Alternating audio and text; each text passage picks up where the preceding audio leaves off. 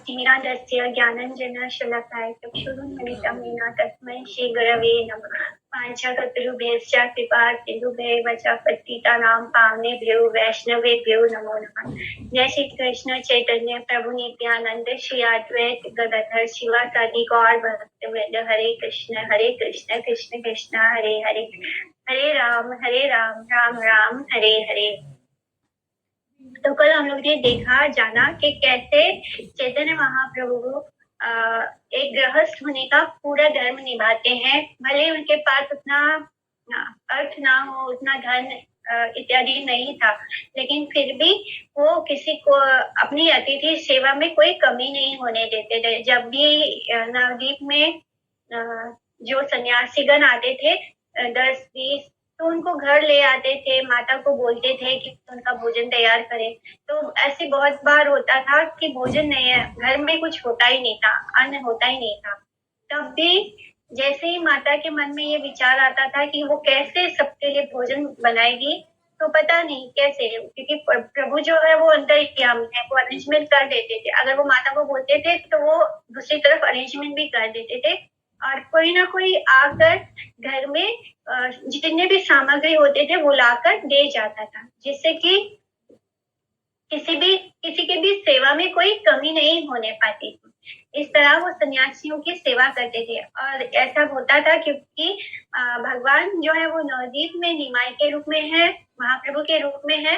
तो उनको देखने के लिए, उनसे मिलने के लिए नारद और बाकी के जितने भी ब्रह्मा आदि देवतागण हैं, वो अपना रूप बदल के सन्यासी का रूप लेकर आते थे उनको देखने के लिए, उनके पास उनका एसोसिएशन पाने के लिए। तो इस तरह नवद्वीप में सन्यासियों का आना जाना लगा रहता था। तो ये जो सन्यासी होते थे, इनको निरग्निक कहा जाता था, निरग्निक संप्रदाय कहा जाता था। यानी ये स्वयं से कुछ भी अग्नि का प्रज्वलन करके कुछ भी पकाना इत्यादि नहीं पकाते थे। तो ये लोग क्या करते थे, जो विप्र होते, जो ब्राह्मण होते थे, उनके घर में पकाया अन्न आदि ग्रहण कर सकते थे। तो ऐसे ब्राह्मण किसी और के ऐसे व्यक्ति के घर में भोजन नहीं एक्सेप्ट करते थे जो दूसरे अन्य देवी देवताओं का उपासक हो। ऐसे होने से क्या होता है, वो लोग ऐसे अभक्ष्य पदार्थ भी ऑफर करते हैं देवी देवताओं को। जैसे ये बंगाल है, तो बंगाल में लक्ष्मी पूजा होता है, यानी लक्ष्मी जी को की पूजा होती है, तो उसमें भी वो लोग फिश ऑफर करते हैं। तो इस तरह जो अन्य देवी देवताओं का होता था, तो काली पूजा हो तो वहां पे बलि दे देते हैं, बकरे की बलि। तो इस तरह ये सब प्रचलन में था। ये सब होने के कारण ऐसे जो सन्यासी होते थे वो शुद्ध वैष्णव ब्राह्मण के घर ही भोजन करते थे, क्योंकि उसमें उनको पता होता है कि यहाँ पे तो कुछ गलत चीज नहीं पकेगा, इसलिए वो बाकी अन्य लोगों के घर में भोजन नहीं करते थे। तो इस तरह हरे कृष्णा। तो ये सन्यासी भी विष्णु के लिए पकाए। तो जो विष्णु यानी जो वैष्णव होगा वही विष्णु के लिए भोजन पकाता है। तो विष्णु और वैष्णव शब्द जो है वो विष्णु जैसा, इसका मतलब होता है। तो इस तरह उससे वही भोजन ग्रहण करते थे जिस घर में विष्णु जी की पूजा होती है और जहाँ पर भगवान को ऑफर हुआ होता है फूड। तो इस तरह उनके ब्राह्मणों को छोड़कर किसी दूसरे के घर भिक्षा करने की रीति नहीं थी। पुण्यमय गृहस्थ आश्रम उचित धर्म अनुष्ठान के आदर्श प्रदर्शन उद्देश्य से प्रभु स्वयं सन्यासियों के निकट बैठकर उनको प्रसाद सेवन कराते थे, अपने हाथों से उनको परोसते थे, उनके पास बैठ के उनको प्रसाद सेवन करवाते थे। ए मता यते का अतिथि आसी हया सबरे जिज्ञासा करे न कृपा में। तो इस प्रकार जितने भी अतिथि आ जाते, दयामय प्रभु उनसे भोजन आदि के विषय में सादर पूछते थे। तो जब भी कोई अतिथि आता तो जरूर उनको पूछते कि आप भोजन लेंगे, भोजन ग्रहण करेंगे। तो इस तरह वो जरूर पूछते थे।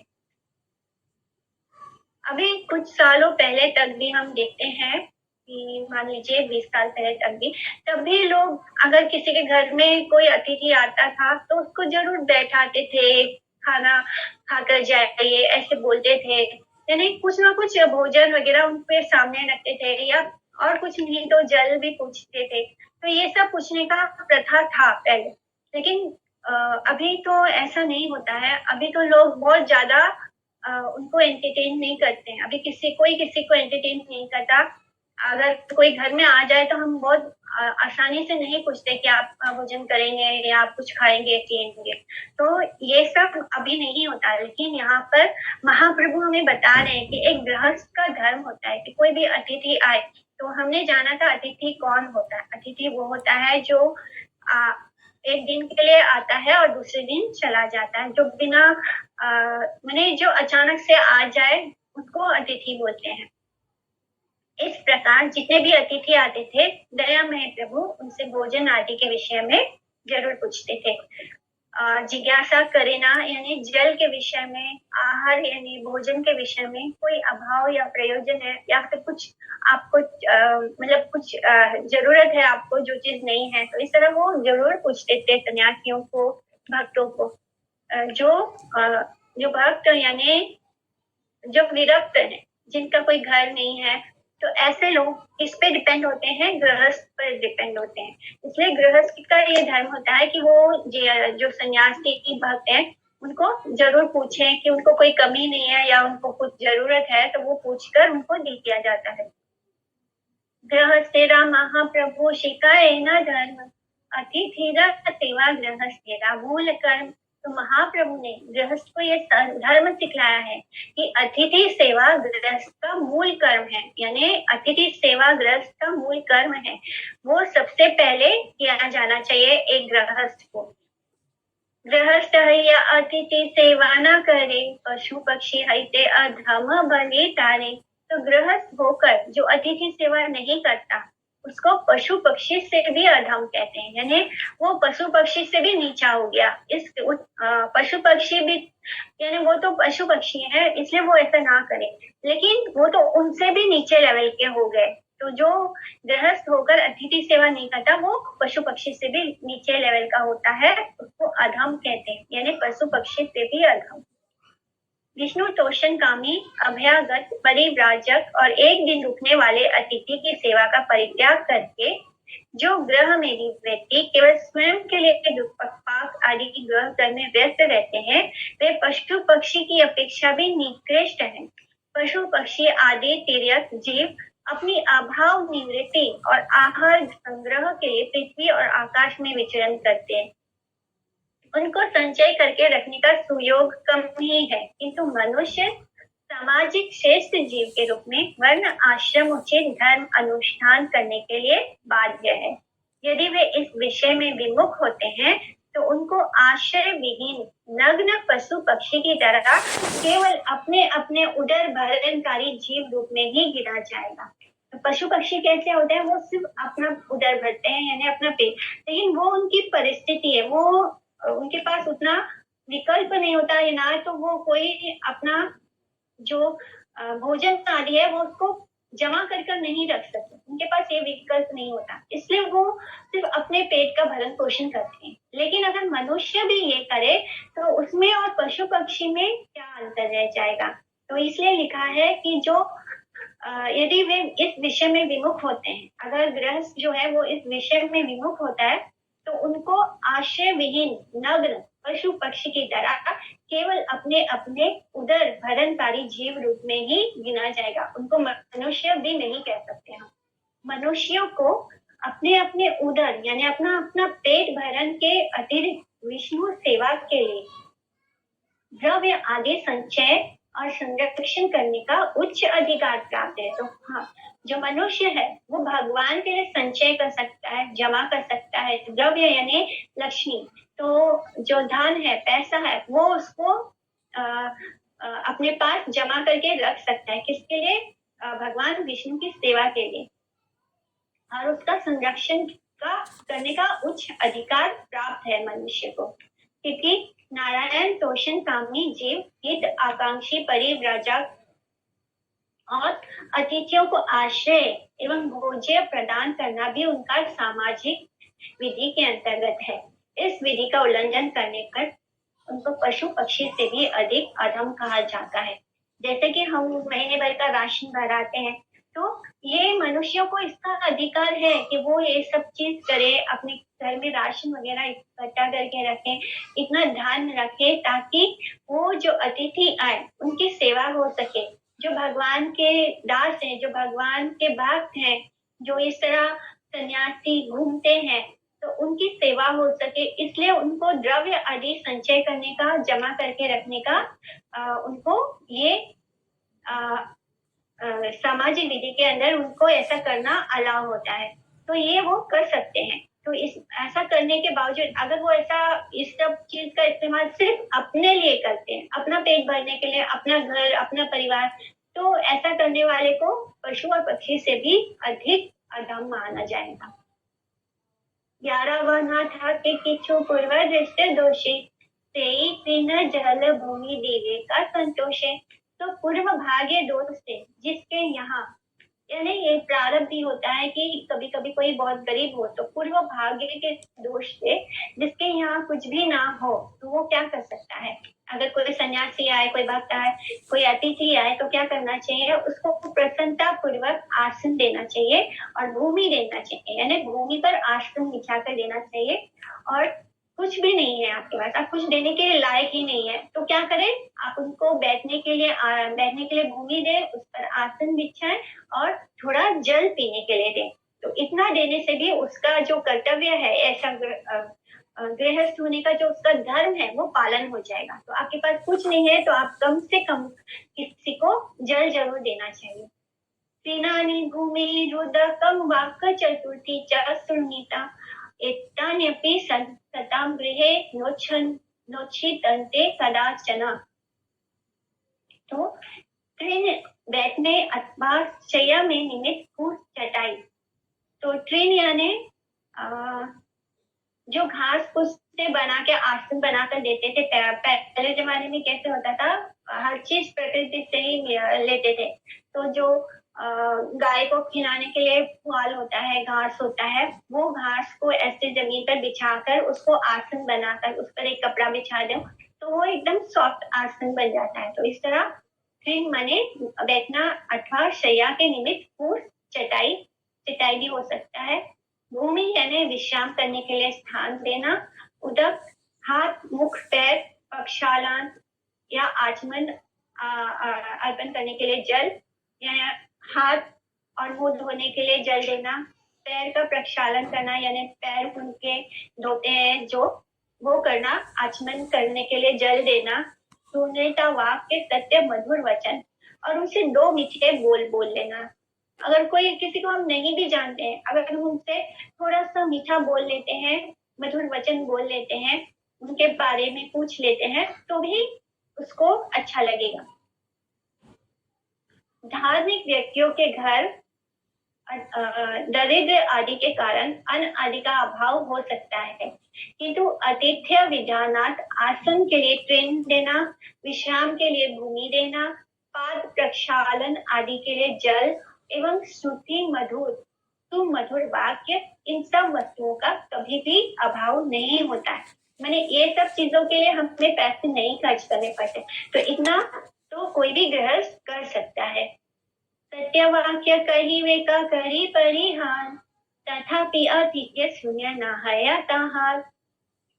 विनय पूर्वक सत्य वाक्य कहकर व्यवहार करें तब भी अतिथि का सत्कार हो जाता है। यानी हम बहुत ही विनय पूर्वक, बहुत ही नम्रता से अगर सत्य वाक्य कहकर व्यवहार करते हैं तब भी अतिथि का सत्कार हो जाता है। यानी हमारे पास ज्यादा कुछ नहीं है तो हम बोल दें और अच्छे से विनय पूर्वक उनको बता सकते हैं कि हाँ, हमारे पास अभी कुछ है नहीं आपका सत्कार करने के लिए, तब भी उनका सत्कार हो जाता है। हम उनको बस आसन दे दें, हम उनको बैठा लें, हम उनको थोड़े से मधुर वाक्य बोल दें, इतना से भी हमारी सेवा संपन्न हो जाती है।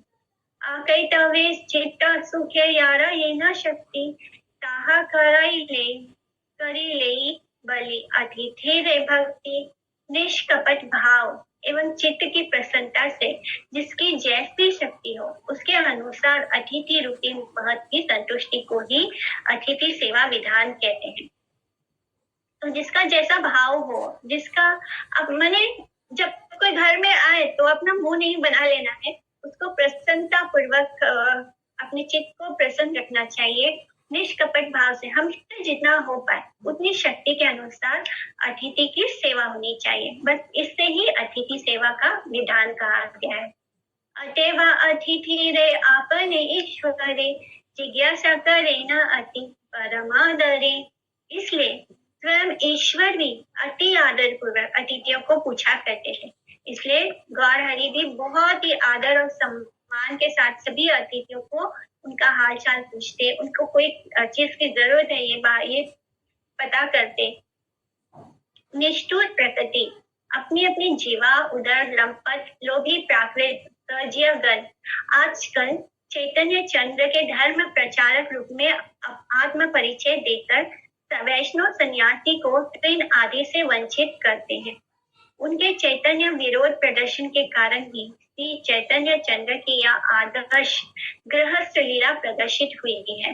अतिथि और यतियों के प्रति गृहस्थ जन उचित सम्मान प्रदर्शन करके प्रभु ने लोक शिक्षा दी है, किंतु उनके अनुगत रूप से परिचय देकर भी कोई उनका व्यतिक्रमण करते हैं। कुछ वर्ष पूर्व ढाका नगरी में अतिथि रूप से अभ्यागत कुछ त्रिदंडी और ब्रह्मचारियों का एक दिन दोपहर के समय विष्णु नैवेद्य से वंचित करने के लिए किसी एक द्रविड़ लोभी नाम मंत्र भागवत जीवी शिष्य अनुबंधी जाति गोस्वामी ब्रुआ ने अत्यंत निष्ठुर व्यवहार किया था। इस प्रकार के व्यवहार से रक्षा करने के लिए ही प्रभु ने स्वयं अतिथियों और यतियों को आश्रय और भोज्य प्रदान की लीला प्रदर्शित की थी। हाय, कहाँ परम आदर और यत्न के सहित अतिथि सन्यासी के प्रति प्रभु की निश्चल बाधा रहित भाव से कृपा वितरण लीला, और कहाँ चैतन्य के धर्म प्रचार की दोहाई देकर चैतन्य विमुख व्यक्तियों द्वारा चैतन्य आश्रित यति और अतिथियों का विरोध और निर्यातन चेष्टा। केवल ढाका नगरी में ही नहीं, कुछ दिन पूर्व पुलिया नगरी में भी धाम सेवा उपलक्ष्य में समागत धाम परिक्रमा के निरीह यात्रियों के प्रति इस श्रेणी के किसी व्यक्ति ने कुछ दुर्दांत निष्ठुर दुराचारी व्यक्तियों के सहयोग से वैष्णव ब्राह्मण यतियों और भक्त नारियों का समादर करने के बजाय अवैध भाव से आक्रमण किया था। मैंने जो लोग सहजिया हैं, जो दिखाते हैं कि वो भगवान चैतन्य का प्रचार कर रहे हैं, तो ऐसे सहजिया जो सिर्फ दिखावे के भक्त हैं, वो लोग क्या करते हैं, वो लोग शुद्ध जो वैष्णव है उनका अनादर करते हैं। जो भगवान के भक्त हैं, जो सन्यासी हैं, जो स्त्रियां हैं, केवल सन्यासी नहीं, कुछ तो ब्राह्मण होते हैं, कुछ वैष्णव होते हैं। तो वैष्णव में भी सारे कुछ गृहस्थ होते हैं, कुछ त्याग किए गए होती है, स्त्रियां होती हैं। जैसे बंगाल में जो विधवा स्त्रियां होती हैं, जिससे हम राधा कुंड पर देखते हैं कि बहुत सारे विधवा माताएं रहती हैं। तो ये सब क्या है, इनको त्याग दिया गया है, उनके घर वालों ने ही उनको त्याग दिया। तो इसके बारे में क्या बोलना चाहिए कि वो सारी जो माताएं हैं वो भगवान कृष्ण की बात होती है, और फिर भी घर वालों ने उनका त्याग कर दिया, ऐसी एज में उनको त्याग देते हैं। तो ऐसे लोगों को हम विष्णु डिवोटीज नहीं मानते, भले ही वो ऊपर से कितना भी दिखावा करें कि वो भक्त है या चैतन्य महाप्रभु का प्रचार कर रहे हैं। तो ऐसे लोगों को हम भक्त नहीं कह सकते। वो ऐसे लोग रियल वैष्णव का अपमान करते हैं, उनको अतिथि की तरह उनको ट्रीट नहीं करते, कभी कभी उनको भोजन भी नहीं ऑफर करते हैं, उनको रहने के लिए स्थान भी नहीं देते हैं। से सब अतिथि परम भाग्यवान, लक्ष्मी नारायण यारी करे अन्नदान। तो वे सब अतिथि परम भाग्यवान है जिनको श्री लक्ष्मी नारायण ने अन्नदान दिया, माने जिनको श्री चैतन्य महाप्रभु और उनकी पत्नी महालक्ष्मी ने साक्षात ही अन्नदान दिया। तो वो सारे अतिथि परम भाग्यवान है। जो सब प्राकृत अतिथि, प्राकृत गृहस्थ यानी मटेरियलिस्टिक के निकट ग्राहक सूत्र से अन्न आदि प्राप्त करते हैं, उनकी अपेक्षा जिन्होंने अतिथि रूप से श्री नवदीप धाम योग पीठ में श्री लक्ष्मी नारायण से अन्न प्रसाद प्राप्त किया है, वे ही अनंत कोटि गुना अधिकतर भाग्यवंत हैं। जो मटेरियलिस्टिक अतिथि होते हैं, जो मटेरियलिस्टिक गृहस्थ होते हैं, तो मटेरियलिस्टिक अतिथि कौन होते हैं? जो हम सिर्फ अपने ही रिश्तेदारों को अतिथि मानते हैं, बट एक्चुअली में अतिथि कौन होता है? अतिथि तो कोई भी हो सकता है, जो सन्यासी होते हैं, जो घूमते हैं, या फिर कोई भक्त है जो भ्रमण करने निकल जाते हैं। तो ऐसे लोग जो बस एक दिन एक रात रुकते हैं और फिर एक रात रुककर दूसरे दिन निकल जाते हैं अपने यात्रा पर, ऐसे लोगों को हम अतिथि बोलते हैं। और उनमें से भी श्रेष्ठ कौन हो गए?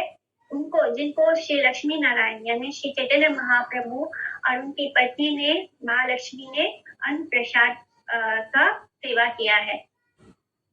यारा अन्य ब्रह्मादि आशानुशना हेना से अद्भुततः खायते जन, जिनके अन्न के प्रसाद की ब्रह्मा आदि भी सर्वदा आशा रखते हैं। यह कैसी अद्भुत बात है कि उसी को सर्वसाधारण लोगों ने बिना किसी प्रयत्न के प्राप्त किया।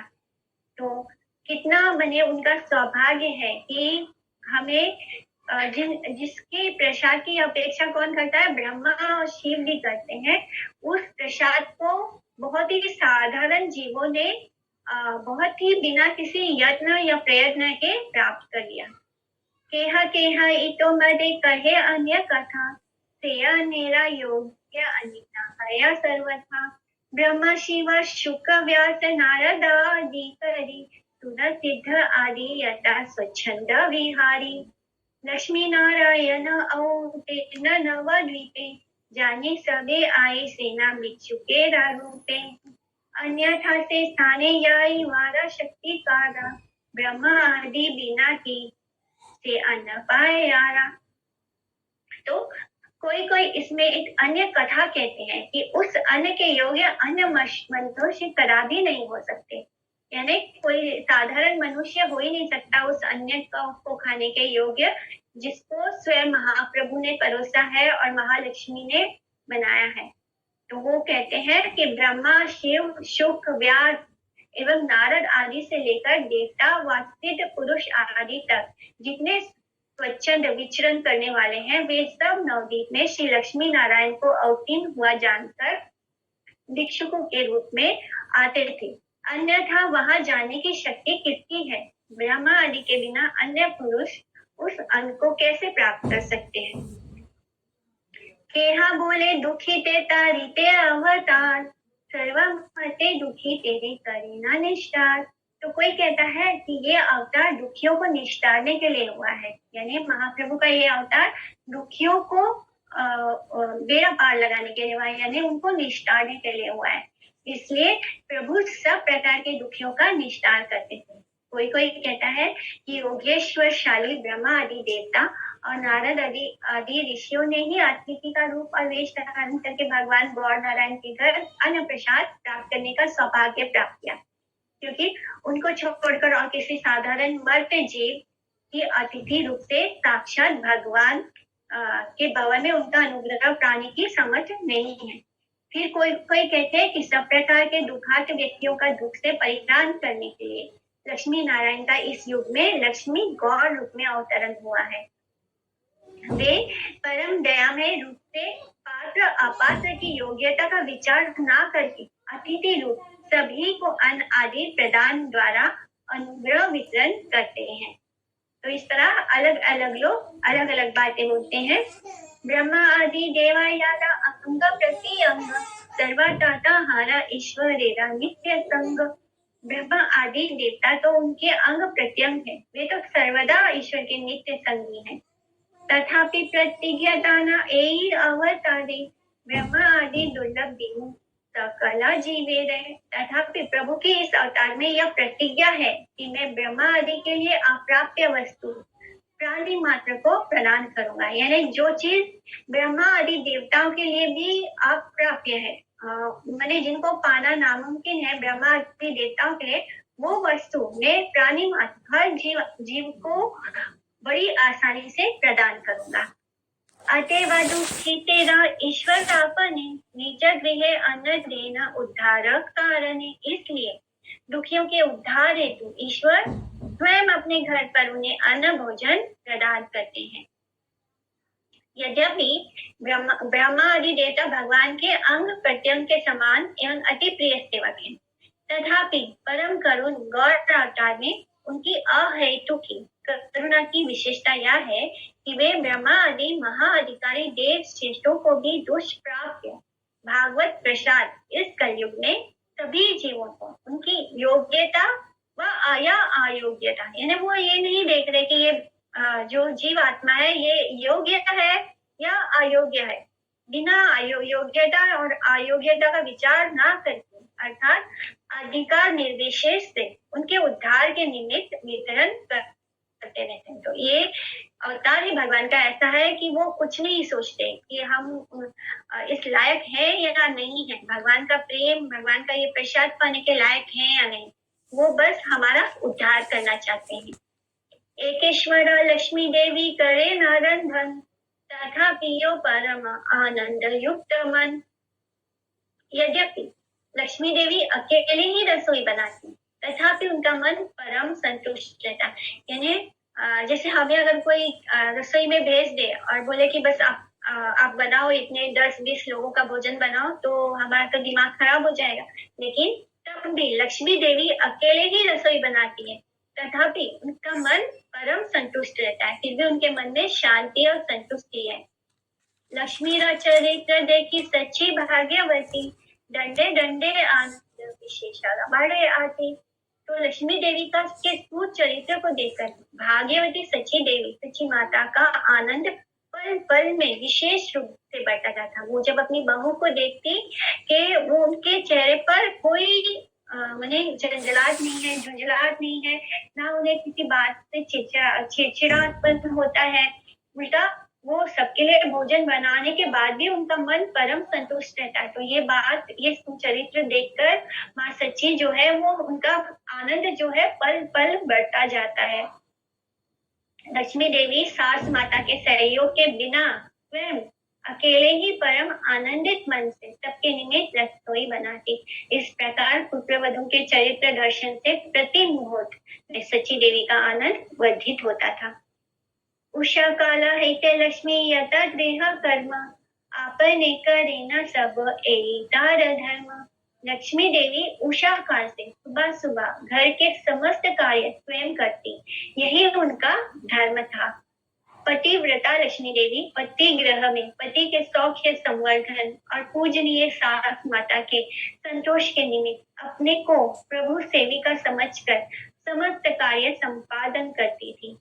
प्रभु के सधर्मिणी होने से आदर्श गृहिणी रूप में श्रीमती लक्ष्मी देवी उषा काल से रात तक, सुबह से लेके रात तक, उषा काल यानी जब सूर्य उदय होता है तब से लेके रात तक प्रभु ग्रह संबंधी समस्त कार्य अपने हाथों से अकेले ही संपादन करती थी। देव गृह करे न ये स्वस्ति कमंडली शंख चक्र लिखे न हैया कुतूहली। तो गृह स्थित श्री विष्णु मंदिर में लक्ष्मी देवी आनंद पूर्वक स्वस्तिक कमंडल की रचना करके उसमें शंख चक्र आदि अंकित करती थी। यानी स्वास्तिक मंडल बोलते हैं, तो जैसे कि रंगोली बनाते हैं वो उसी तरह से रंगोली का ऐसा ही चित्र होता है, उसको स्वास्तिक मंडल बोलते हैं। और उसमें वो शंख चक्र आदि गदा वगैरह उसको अंकित करती है, डिजाइन करती है। तो स्वास्तिक मंडली विष्णु पूजा के उद्देश्य से विष्णु मंदिर में मंडल रचना अर्थात उपलेपन और चित्र रचना, तो वही रंगोली होता है। और उसका लक्षण विष्णु पूजक को विष्णु मंदिर के अंदर ईशान, वायु, नैऋत्य और अग्नि इन 4 कोनों के चतुष्कोणों के 16 भाग करके श्वेत, पीत, रक्त, कृष्ण वर्ण के चूर्ण द्वारा लेपन करना चाहिए और इसका नाम ही स्वास्तिक है। स्वास्तिक मंडल विधि और उसका महात्म्य, यानी स्वास्तिक की ड्राइंग करते हैं हम, तो उसी को उसको एक अलग तरीके से बनाया जाता है उस स्वास्तिक मंडल विधि और उसका महात्म्य यथा विष्णु धर्मोत्तर में आता है। जो अभिज्ञ है उनको सर्वतोभद्र और पद्म आदि मंडल और विचित्र स्वास्तिक समूह बनाकर हरि मंदिर में मंडल रचना करना चाहिए। नाशिका पुराण में भी आता है कि विचित्र वर्ण में चित्रित या विचित्र रंगों के चूर्ण से विरचित पद्म आदि मंडल और स्वास्तिक आदि द्वारा शोभित भित्ति और प्रकार आदि सहित विष्णु मंदिर आदि को समार्जित और उपलेपन द्वारा आनंद पूर्वक विभूषित करना चाहिए। जो भगवान केशव के सामने मिट्टी अथवा विविध धातु विकारों द्वारा किंचित मात्र सर्वतोभद्र आदि मंडल रचना करते हैं, वे 100 कल्प तक यानी 100 कल्प तक स्वर्ग में वास करते हैं। तो जो हम ये स्वास्तिक वगैरह रचना करते हैं, तो पहले जो रंगोली बनाई जाती थी वो सिर्फ डिजाइन ऐसे नहीं होता था, उसके बारे में शास्त्रों में वर्णन आता है। नरसिम्हा पुराण, विष्णु धर्मोत्तर, इन सब में बताया गया है कि किस तरह वो डिजाइन, जिसको हम स्वास्तिक मंडल या पद्मादि मंडल बोलते हैं, उसका वो डिजाइन किस तरह बनेगा, उसमें क्या करना है, और उसके अकॉर्डिंगली जो भी वो ऐसे करते हैं भगवान विष्णु के मंदिर में, उनको 100 ईयर 100 कल्प तक 100 कल्प बोला है, ईयर नहीं है। तो एक कल्प ही कितना बड़ा होता है, तो ये तो 100 कल्प तक स्वर्ग में वास करते हैं ऐसे लोग। जो शालिग्राम विग्रह के सामने विशेषतः कार्तिक मास में शुभ स्वास्तिक रचना करते हैं, तो जो जिनके पास शालिग्राम शिला है, तो उनके विग्रह के सामने जो कार्तिक मास में स्वास्तिक की रचना करते हैं, वे 7 पीढ़ियों को पवित्र करते हैं। तो वो अपने 7 पीढ़ियों को पवित्र कर देते हैं। जो नारी प्रतिदिन भगवान केशव के सामने मंडल रचना करती है यानी रंगोली बनाती है, वे 7 जन्मों में कभी भी विधवा नहीं होती। यानी वो पहले जाएंगे और उनके बाद उनके पति जाएंगे, तो इसलिए वे 7 जन्मों में कभी भी विधवा नहीं होती। जो नारी गोबर लेकर भगवान केशव के आगे मंडल रचना करती है, वह कभी भी पति, संतान और धन का विच्छेद प्राप्त नहीं करती। तो जो नारी गोबर से जैसे रंगोली करते हैं, तो गोबर से जो वो रचना करते हैं स्वास्तिक वगैरह का, तो ऐसी नारियां कभी भी अपने पति, संतान और धन से विच्छेद प्राप्त नहीं करती, यानी उनसे कभी दूर नहीं होती। जो विष्णु का प्रांगण विभिन्न रंगों से चित्रित और स्वास्तिक आदि द्वारा भूषित करते हैं, यानी रंगोली बनाते हैं स्वास्तिक वगैरह का, वे त्रिभुवन में परम आनंद से विहार करते हैं। तो अब हमें समझ में आ रहा है कि क्यों हम देखते हैं कि साउथ इंडिया में तो अभी भी आप जाओगे साउथ इंडिया में, तो अभी भी सुबह सुबह उठ के वो घर के बाहर पानी से वॉश करते हैं, और चावल का जो आटा होता है व्हाइट कलर का, तो उससे वो रंगोली के डिजाइन बनाते हैं, उसमें वो स्वास्तिक वगैरह बनाते हैं। तो ये चीजें अभी भी साउथ इंडिया का अच्छा है कि वहां पे अभी भी वो सारे चीजों को फॉलो करते हैं, तो इसलिए ये सब कुछ किया जाता था। तो जो विष्णु के प्रांगण में रंगोली बनाते हैं, उन पे भगवान की कितनी कृपा होती है कि वो त्रिभुवन में परम आनंद में विहार करते हैं। नारद पुराण में जो मनुष्य मिट्टी, विविध धातु विकारों, नाना रंगों आदि या फिर गोबर द्वारा विष्णु मंदिर में मंडल आदि की रचना करते हैं, वे विमानचारी देव रूप धारण करते हैं। और हरि भक्ति सूर्योदय में आता है कि जो व्यक्ति विष्णु ग्रह का उपलेपन करके विविध रंगों द्वारा चित्रित करते हैं, वे विष्णु लोक में सुख से वास करते हैं। तो वो डायरेक्टली उनको विष्णु लोक प्राप्त होता है और वो वहां पर सुख से वास करते हैं, और विष्णु लोकवासी सप्रिय नेत्रों से उनका दर्शन करते हैं। प्रभु के घर एक विष्णु कक्ष था, उसमें गंडा की शिला और गोमती चक्र शिला रूपी श्री नारायण के अर्च विग्रह ग्रह देवता रूप से अधिष्ठित थे। तो उसी देवग्रह में मांगल्य विधान के चिन्ह अंकित करने के उद्देश्य से लक्ष्मी देवी ग्रह भित्ति और प्राचीर आदि में शंख, चक्र आदि चिन्ह अंकित करती थी। वो रोज सुबह वहां पर वो सारे जो भी ऑस्पिशियस डिजाइन है वो वहां पे बनाती थी, जहाँ पे गांधा की शिला मैंने शालिग्राम शिला, क्योंकि वो गांडा की नदी में प्राप्त होता है, तो इसलिए यहाँ पे उसको गांडा की शिला कहा गया है। और गोमती चक्र होता है, गोमती चक्र कहाँ पे, द्वारका में जो नदी है वहां पे प्राप्त होता है, तो वो बहुत सुंदर सा होता है गोमती चक्र। तो जहाँ पे भी हम शालिग्राम शिला रखते हैं उनके साथ गोमती चक्र भी रखा जाता है। और उसके यहाँ पर जो भगवान श्री चैतन्य महाप्रभु के घर में जो विष्णु मंदिर है वहां पे गांधा की शिला यानी शालिग्राम जी और गोमती चक्र था, उसकी वहां पे पूजा होती थी अर्च विग्रह रूप में।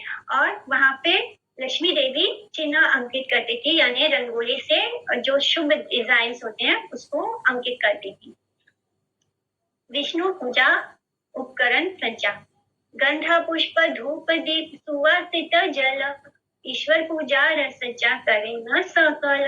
तो वे गंध पुष्प धूप दीप सुवासित जल, यानी कभी कभी हम जल में गुलाब जल वगैरह मिश्रित करते हैं जिससे कि उसमें खुशबू आती है।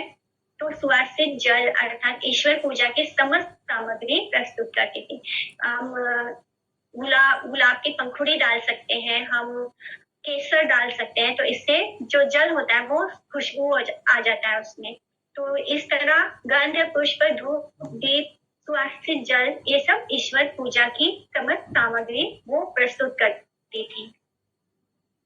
तत्कालिक बंग देश में ब्राह्मणों के घरों में नारायण के अर्चन के लिए अर्चक की सहधर्मिणी होने पर यानी उनकी वाइफ होने पर प्रत्येक विवाहिता नारी को गंध पुष्प धूप दीप और सुवासित जल आदि पूजा उपचार या पूजा के उपकरणों को संग्रह करने के विषय में शास्त्रीय एवं सामाजिक सम्मति व अनुमोदन था। किंतु आजकल उत्तर प्रदेश आदि के किसी क्षेत्र में गौर ब्राह्मण समाज के विप्र निज सहधर्मिणी द्वारा सृष्ट या सम्मानित जल तक भगवान के नैवेद्य आदि के निमित्त ग्रहण नहीं करते हैं।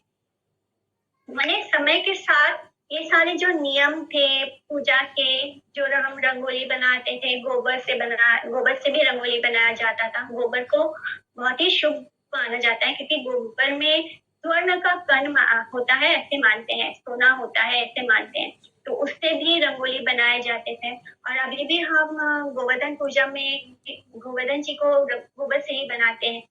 तो इस तरह उस समय बनाया जाता था, लेकिन धीरे धीरे ये सब प्रचलन खत्म होता जा रहा है। इवन जो गौड़िया समाज के ब्राह्मण समाज के लोग हैं उनकी वाइफ भी अब ऐसा नहीं करते हैं, यानी खुशबू वाले या सुगंधित जल तो क्या वो साधारण जल भी ऑफर करके नहीं लेते। तो पूजा करने के लिए ये सब अरेंजमेंट आजकल नहीं होता है। नीरावधि तुलसीरा करे न सेवन तथो अधिका सचित सेवाए तारामन। तो वे निरंतर यानी जो लक्ष्मी देवी है वे निरंतर तुलसी सेवा करती रहती, परंतु उससे भी अधिक सची माता की सेवा में उनका मन लगता था। मैंने वो अपनी सासू माँ की सेवा वो तुलसी सेवा भी करती थी और उससे भी ज्यादा मन उनका लगता था सची माता की सेवा में। विष्णु के अर्चकों में भागवत सेवा के उपायन समूह में अन्यतम तदीय ज्ञान से तुलसी देवी का समाधिक आदर विहित है। यानी जो विष्णु भक्त होते हैं वो तुलसी देवी की सेवा जरूर करते हैं।